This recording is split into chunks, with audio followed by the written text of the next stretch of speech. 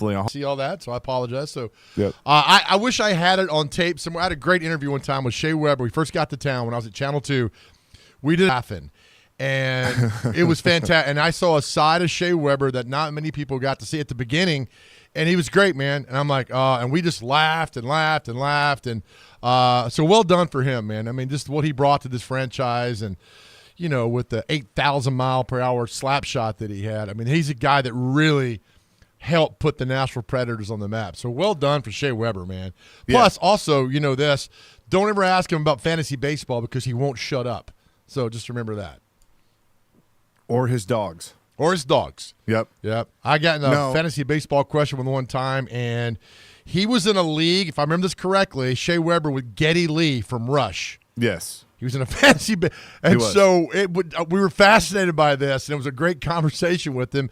And I'm like, hey, well, anyway, I look at my watch. Hey, Shea, I got to go, man. And another question, another answer, but that was really cool with him. I know some people that have played fantasy baseball with him. He's relentless. Like, good. He's it's like him on the ice. Like, but he's one of those people that, you know, he's a competitor. He's got to win. Right. But no, that was the funny thing about Shea. I'll never forget. So, you know, I had been covering the team for not super long, but I had gotten – everybody knew who I was at this point. I'd gotten to know Shea a little bit.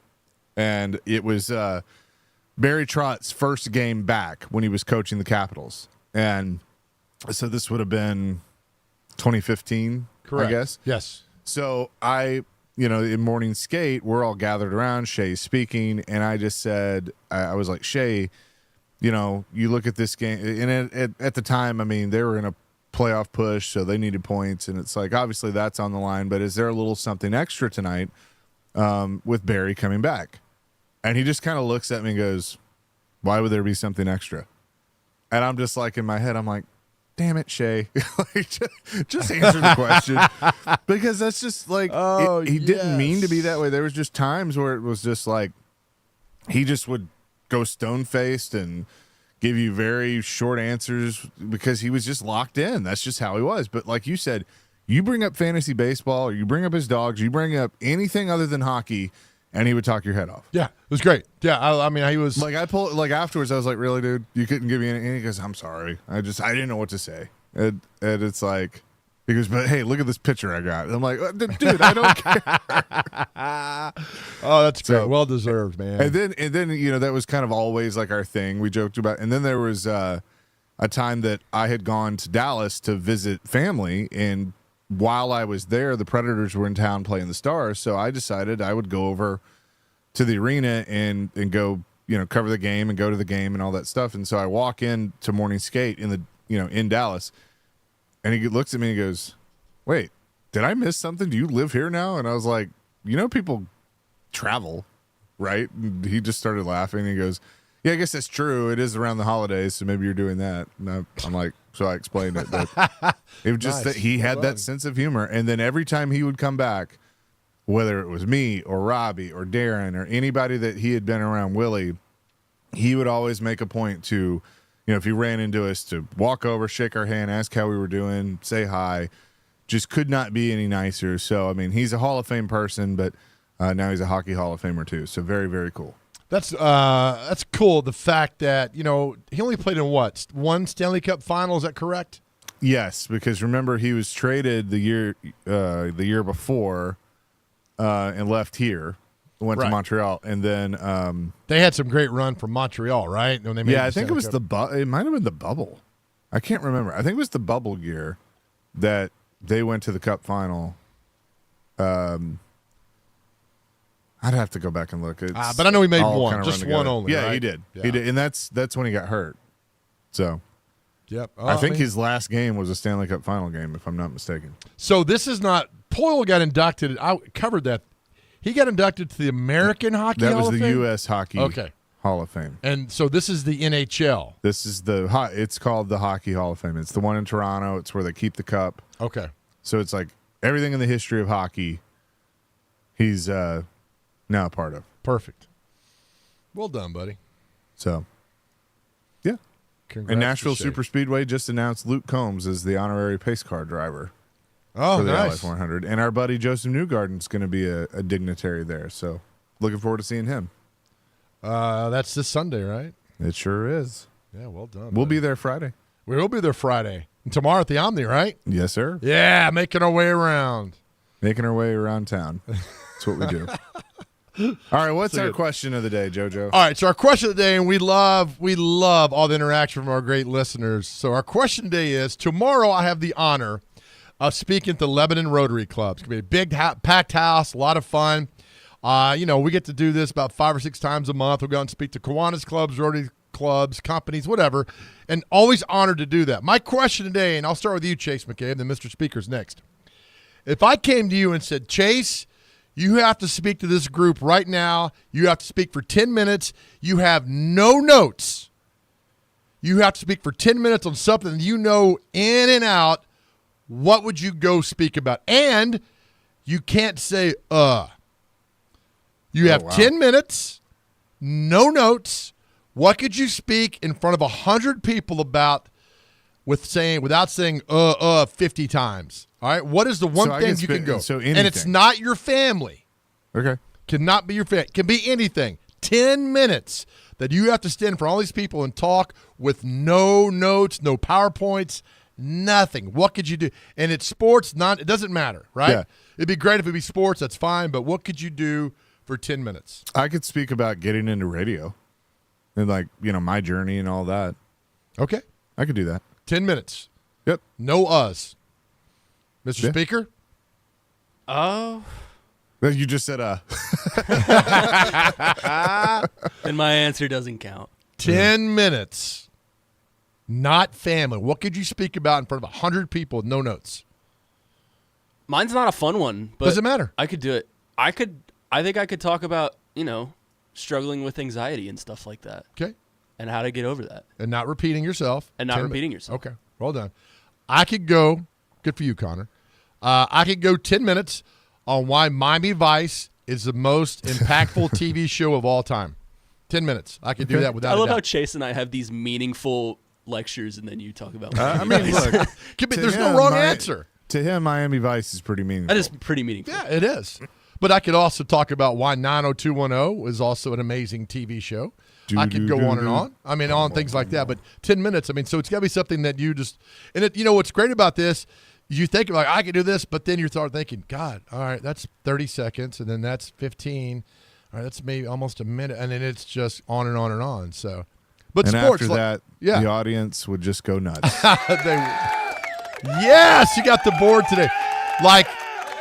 I could do Heisman Trophy winners and what they've done since 1980. There's things that well, mostly by osmosis. You could figure. I could do Tennessee Vols football since the mid 80s. I could talk about. So, what could you talk about for 10 minutes with zero problem? That's our question of the day, 615-737-1025. That's our phone and text line driven by WilsonCountyHyundai.com. Of course, we got John McClain coming up at the bottom of the hour, so we look forward to talking to him. And also, there's a big event out at the Nashville Fairgrounds Speedway that we'll tell you about throughout the show. We're up and running here on a Wednesday. Chase and Big Joe, 102.5, 106.3 The Game.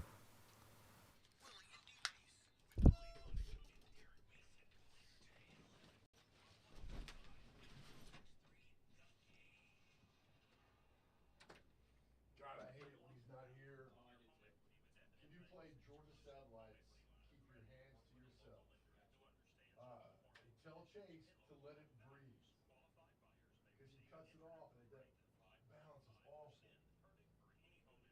Stop, Colin.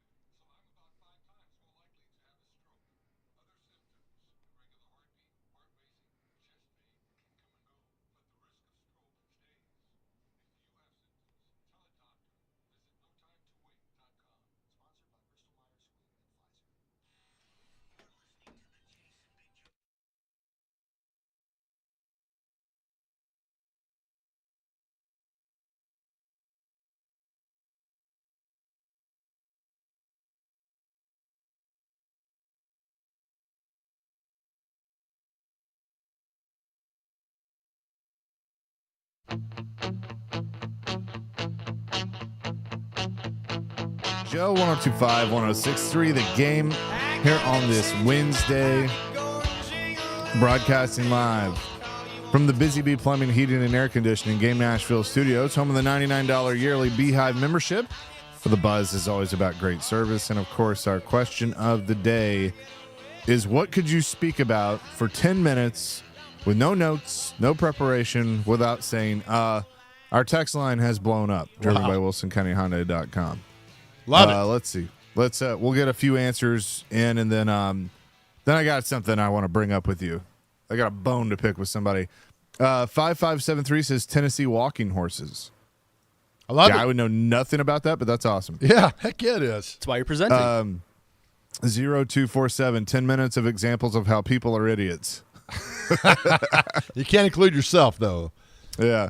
Marlon from Murfreesboro, only 10 minutes, pro wrestling or American history. That's my guy. Jeremy in Mount Juliet says, I could talk about coins for 10 minutes.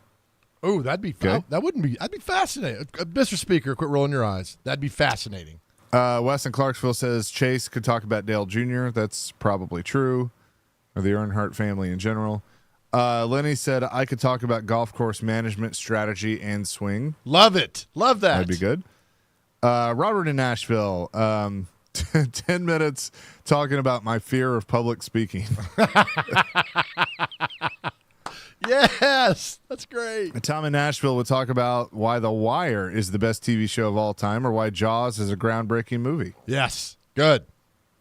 Caleb in Mount Juliet, I could go on for hours about everything. I do that, irritates my wife, and she tells me, and all she tells me is I do wrong. I could also go on about my life and addiction and recovery. Thankful to have 8 years clean now, and want everyone to know if I can do it, so can they. Amen, Good job, brother. Caleb. Well done, Caleb. Joey from Bellevue, I could talk about soccer. I lived in Germany for 6 years, so soccer is a big part of my life. Be good. Stephen from Hendersonville, Miami Vice can't be the most impactful show when it's not even Don Johnson's best show. Uh-oh. Get out of Clearly, here. Nash Bridges is better. Get out of here. Miami Vice is the best character-driven TV show of all time. I could speak for an hour on that. Joel says McCabe should have said the downfall of WCW. That's pretty big right now. I got to watch the latest episode. I do too. You go 10 minutes on that. Oh, yeah. Perfect. 5353 says Jared could talk about how the Titans still don't have a right tackle. Yes. 1580 says dirt track or go-kart racing. Love That'd be it. interesting. That'd be great. All of these are good. Thank you. Yeah. 4206 said I could bore people to death talking about taxes. But I'd listen. If you're going to do 10 minutes unprepared, no notes, I'd listen to that. So there you go. Keep them coming. Our question of the day, something you could talk about for 10 minutes without saying, very, very good question today there, JoJo. Well done, buddy. All right. There's something that you and I wanted to get into. So obviously UT won the national championship, and they beat Texas A&M. So I hope I'm saying his name right. Jim Schlossnagel Sure. of Texas A&M. He's the head coach. He's now the head coach at Texas. And what's interesting, and everybody kind of, I think Vitello's name was mentioned briefly, but nobody really thought he was going to take that. And so Texas A&M's coach is mentioned a lot, and people thought he was going to take it, and he ends up taking it. But this was him the night, and I get you just lost the national championship, but still, he doesn't make himself look very good with this answer and then the result. Coach, with respect to the difficult outcome tonight, but with the rumors circulating today about a specific job opening, what do you have to say about your future in Aggieland? Yeah, I mean, I think it's pretty selfish of you to ask me that question, to be honest with you. But I left my family to be the coach at Texas A&M. I took the job at Texas A&M to never take another job again, and that hasn't changed in my mind. And that's unfair to talk about something like that. That'd be like you asking Montgomery if he's going to sign in the draft. But I understand you got to ask the question, but I gave up a big part of my life to come take this job, and I've poured every ounce of my soul in this job, and I've given this job every single ounce I can possibly give it. So write that. All right. So here's my thing. I get it. You don't want to answer that question right after your team just lost. You knew the question was coming. You probably already knew the answer to the question Right. before it came. And so my thing is, why don't you not be an ass about it and just say, look, we just lost the national championship game. I'm focused on that right now, and be done. Because quite frankly, everybody in that room expected that answer. But you had to start by being confrontational and going, I find it. What'd he say? What'd he say? He was like offended that or whatever. He was he was not happy that the question got asked. How dare you? Right. And then he's like, write that. It's like, and then less than 24 hours later, you take the job that he's asking you about. So, Jim Schnoschnagel or whatever your name is, just. Here's my thing. You ready? Yeah. He doesn't